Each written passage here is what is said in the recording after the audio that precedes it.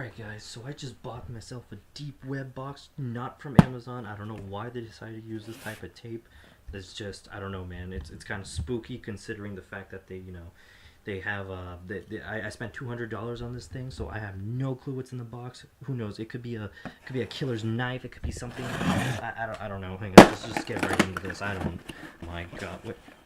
In the box? There's a note. What's it say? Hold on a second. There is no such thing as a real deep web box. Wait a second. You mean... Son of a bitch, I just fucking scammed! So guys, I hope you did enjoy that little cute little clip of mine, and for some of you that are probably like, what the hell was all of it about?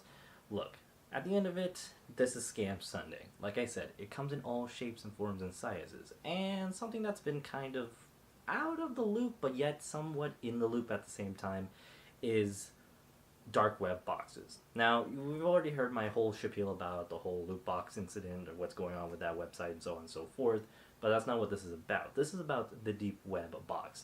Now, before we get any further on this is going to be a two-part series, because I wanted to talk about how my interest in this began, is because I do browse the dark web.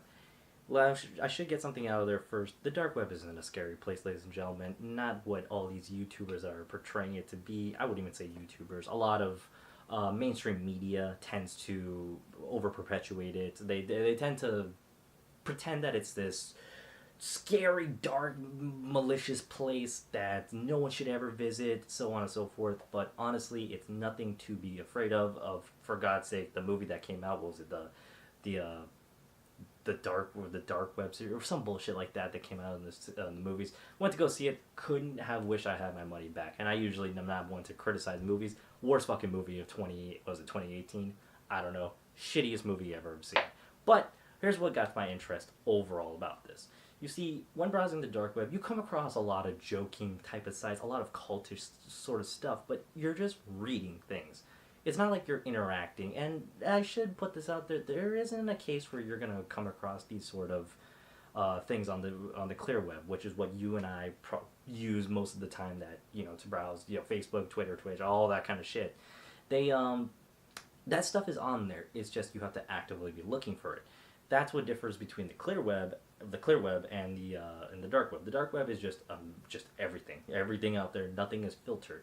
So seeing gory, bloody, these red room type of things, look, if you're actively looking for that kind of shit, you're gonna find it eventually.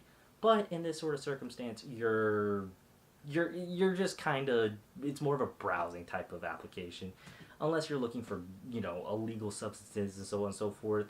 Obviously that stuff is on there, but you're gonna be able to find it on the clear web anyways. Anyway, ladies and gentlemen, the point is I'm trying to make out of all of this. Deep web boxes have become a new fashionable statement for a lot of the clickbait type of enthusiast, as you'll probably see in my thumbnail here. But nonetheless, the whole joke I was trying to make out of this is the fact that a lot of these loot boxes that, I'm not going to name anybody in particular, but we'll call it mainstream media, tends to throw things in boxes, get their hands on certain boxes, put a little design or get something randomized, and they'll throw shit inside there and then claim they bought this from the deepest, darkest, scariest fuckhole of the web, and then end up opening a bunch of kitchen knives that they just threw in there, some paper, and try to pass it off as, oh, I found this is a killer's knife, this is a killer's so-and-so, this is a killer's diary, I am holding the skull of a fucking dead zombie or something. You get my point. It's all a fucking scam. It's ridiculous. So next week what we're going to be doing is actually browsing the dark web. Now, if you guys want to see more of a series on that, let me know. There is a user by the name of Some Ordinary Gamers, aka Mudahar. Big fan, by the way. My buddy pretty much calls me Some Unordinary Gamers, but that's aside from the point, ladies and gentlemen.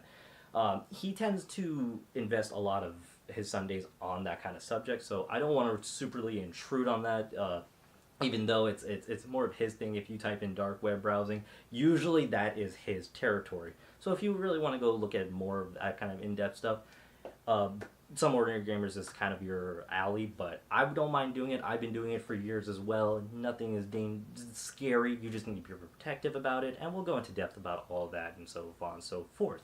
But ladies and gentlemen, like I said, if you're gonna go browse the dark web and all that, you gotta be smart. You gotta prepare yourself for what you're getting yourselves into. You gotta just be smart about how you take forth that kind of step. Is it somewhere scary? Is it somewhere dangerous? Look, your ISP providers are tracking you. Facebook engines are tracking you. There are so many fucking things that are taking information and data from you. Down to your fucking phone, they're already tracking you. So you're not really hiding from anybody. But if there's somebody in particular that's looking to take your kind of information, trust me, your information's already out there. It's whoever gets their hands on it and decides to do what with it. Obviously, you can protect yourself. Aside from me making this whole entire video on the whole tech side of things, we'll get into all that probably in a future video, but the point I wanted to make out of all this, don't buy into this loot box shit. Yeah, it can be entertaining to watch. Yeah, it can be super cringy, but like I said, it's for the entertainment purpose. A lot of people are doing to portray that they've got their hands on something super rare, scary, something in that sort of nature. Quite honestly, you're just buying into a bunch of bullshit, and yeah, you're not gonna you're gonna get pretty much. They won't even give you a note like I showed you guys earlier. And no, that wasn't a real loot box. That was an Amazon box that I kept. I bought something for my girlfriend, I think, and I kept the box around. So yeah, that's just a bunch of bullshit on its own. So just like deep web boxes and what I just showed you, guess what? They have in common. They're both bullshit, ladies and gentlemen. So with that being said, I don't want to keep this going on too long. Next week will be a little bit longer type of. We're going to be browsing the deep web. We're going to look at more scams than anything. We're not going to just be looking at every and anything, but we can if you guys want to. So let me know in the comment section below. But nonetheless, we're going to be the other half of this video is going to be next Sunday. So please stay tuned for that. I do appreciate everyone that has stopped in and take a look at the video today. Tell your grandparents, tell your parents, teach yourself, teach somebody else that buying into this shit is a complete scam.